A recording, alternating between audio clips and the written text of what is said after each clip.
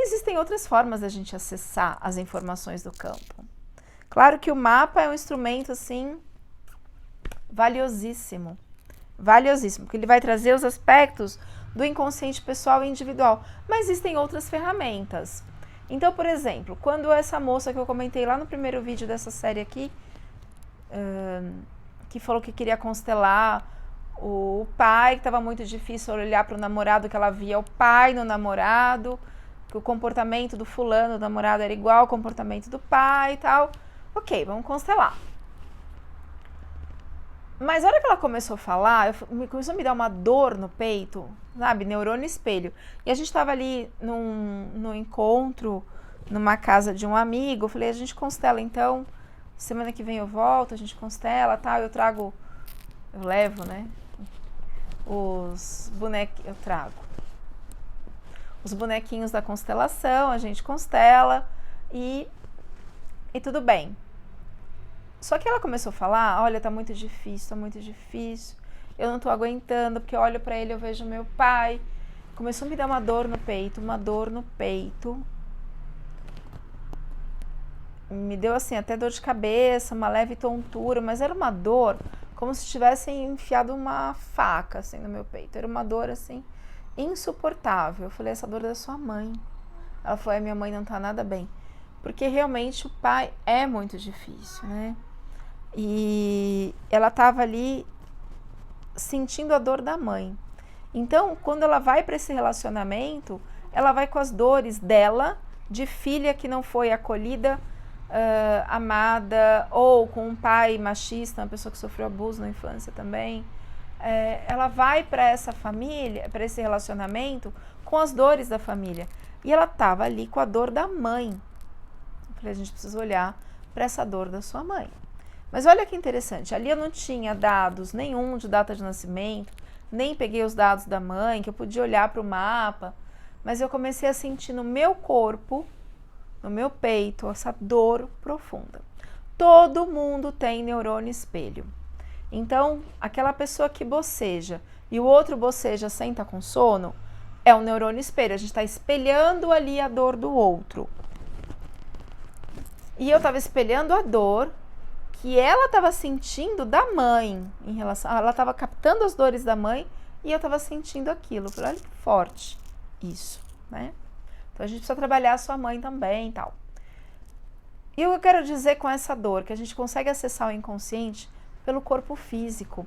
Não dá para separar mente, corpo, emoções, espírito. A gente tem o nosso corpo mental, a gente tem o nosso corpo emocional, a gente tem o corpo físico e está tudo interligado, né? A gente começa a somatizar coisas. Essa dor no peito mostra ali que tem uma emoção, não sei se é tristeza, uma dor muito profunda, né? E aí como que eu faço? Quando eu não tenho outros aspectos ou quando a pessoa está com tanta dor que ela está fechada, né? E eu uso uma técnica de neurociência para acessar essas informações. Como que eu faço isso? Presta atenção, vou dar um exemplo, né? Presta atenção um pouquinho nesse peito. Eu não falo que o meu peito está doendo. Presta atenção um pouquinho no seu corpo. Como que está o seu cardíaco? Ah, tá tudo bem. E o meu peito assim, né? Ok. Fecha um pouco os olhos, deixa a mente de férias um pouquinho, sente um pouquinho o peito. Como que tá? Tem um negocinho. Às vezes a pessoa ela não quer sentir, porque dói demais. Então sente um pouquinho. Eu prometo que não vai doer. Fecha os olhos um pouco. Não vou deixar você em sofrimento. Se você não estiver aguentando, você abre os olhos e repara tom de voz, velocidade da voz. Tudo isso é ensinado, né? Porque o nosso cérebro, o cérebro racional, ele tem uma velocidade, um tom de voz, de fala diferente do cérebro que sente aqui o corpo, o felt sense. Então, sente um pouquinho. Realmente tem um aperto. Tô dando um exemplo, tá? De dentro para fora ou de fora para dentro? De fora para dentro. Aí eu explico para a pessoa, você não tá maluca. Tem uma região no cérebro que está muito coladinha no sistema límbico, que é o sistema das emoções, essa região colada no sistema das emoções, que é o nosso hipocampo, codifica e traz a imaginação. Então pode ser que o seu corpo tenha colocado uma imagem, mesmo que ela não exista, sobre essa dor, para interpretar essa dor.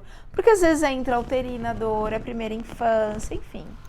Então, se aparecer uma imagem absurda, pode ser aí um piano em cima do peito, uma pessoa, o que for.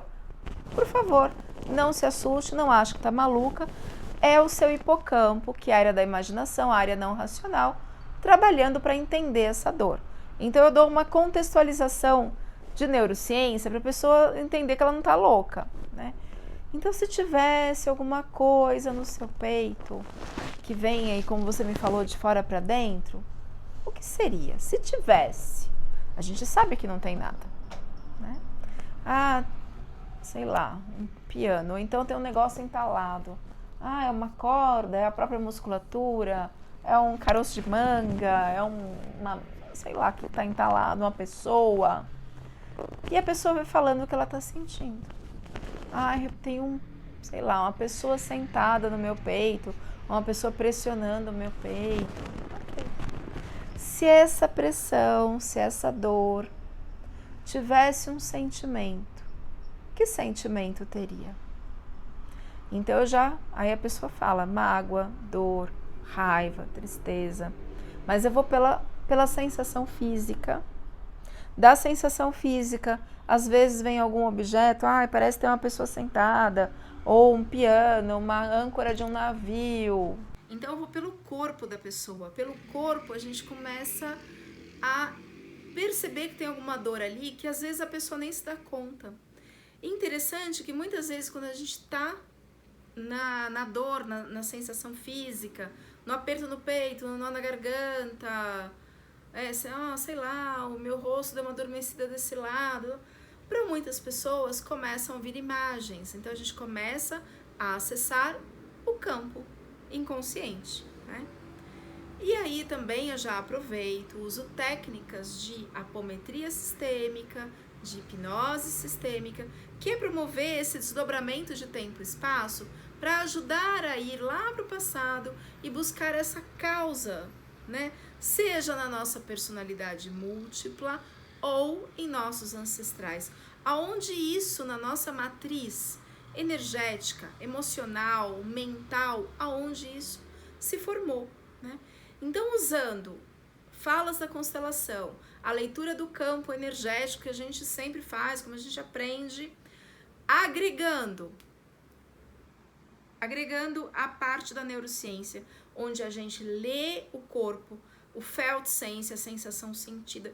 Interessante que a gente aprende a não sentir o corpo desde criança. A criança cai, o adulto fala assim, não foi nada. Como não foi nada, minha gatinha aqui? Como não foi nada? Ao invés do adulto sentar no chão com a criança e falar assim, isso que você está sentindo é um susto, já vai passar. O que está acontecendo? Deu um frio na barriga? O coração está acelerado? Isso é susto, já vai passar. Mas a gente fala justamente o contrário, não foi nada. Então aquelas sensações físicas estão acelerado, o aperto no peito, o nó na garganta, o frio na barriga, ou outras, enfim, a gente não sente. Porque desde criança a gente aprende a não sentir. Não foi nada, não, foi sim. Isso é um susto, já vai passar. Quando a gente sente na hora, o susto, a dor, o corpo se reorganiza, reabsorve os hormônios, neurotransmissores de trauma e estresse em 8 segundos. Interessante que eu atendi uma menina que ela ia para a escola de 7 anos e só chorava. E aí a gente pergunta, o que está acontecendo? Nada. Alguma coisa está acontecendo. Claro que alguma coisa está acontecendo. E aí foi através de jogos e brincadeiras de neurociência. Então, pegava lá uma cartinha que eu fiz, assim, com a carinha de um emoji, né? Triste, o outro, o que você tá sentindo? Ela pegava os cartõezinhos e falava isso. O que acontece na sua barriga? Como uma criança, meus gatinhos, o que acontece na sua barriga? Quando eu vejo isso, me dá um frio. Tá. Ou tá agitado. E a menina não falava o que tinha acontecido. Ela ia pra escola e chorava. A mãe, a professora da escola, então a gente ficava achando que ela não estava conseguindo separar essa relação de mãe e filha, e não falava. Então foi através dos cartõezinhos, né, assim, de uma carinha triste, uma com raiva, aqueles emojis com as carinhas, que ela começou, e eu comecei a pedir para ela sentir aquilo que ela tinha selecionado, aquela cartinha no corpo dela.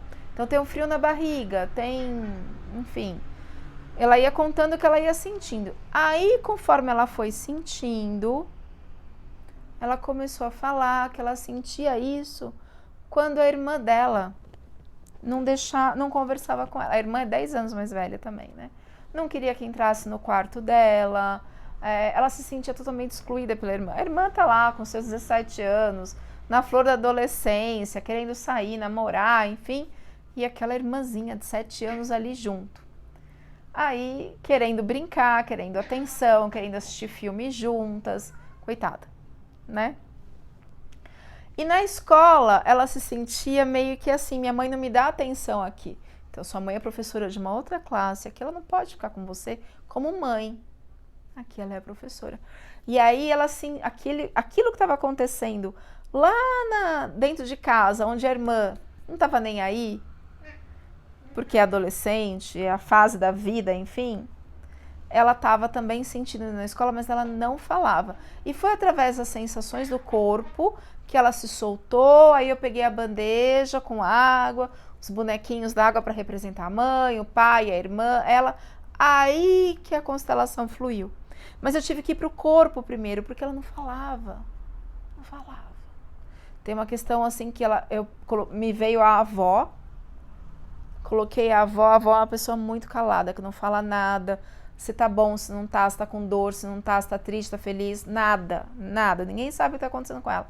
E ela tinha uma honra também a essa avó. Então, vó, eu deixo a senhora com o seu silêncio, com a sua educação que recebeu dos seus pais, com o seu jeito de ser, mas me veja com bons olhos. Se aqui, agora, eu conto pro meu pai, pra minha mãe, como eu tô me sentindo, né? Então a gente desidentificou da avó. E olha que interessante, a gente trabalhou ali as questões da escola e da família. Daria para uma outra sessão, e fiz um pouco de sessão de neurociência também, porque ela estava toda travada ali. Daria para a gente numa outra sessão ir lá para umas gerações lá para trás? Eu falo, deixa a imagem vir. Se a gente chegar na idade das cavernas, melhor. Né? Às vezes vem coisas de avô, avó, sim, mas às vezes vem gerações lá para trás que a gente não faz nem consegue quantificar quantas gerações isso está lá identificado. O pai dela é uma pessoa que se trabalha muito, então com certeza a gente vai através dele acessar um pouco mais dessa questão familiar.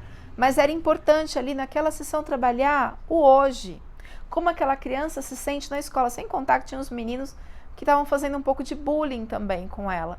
E a irmã, ela me sentia rejeitada, me rejeita.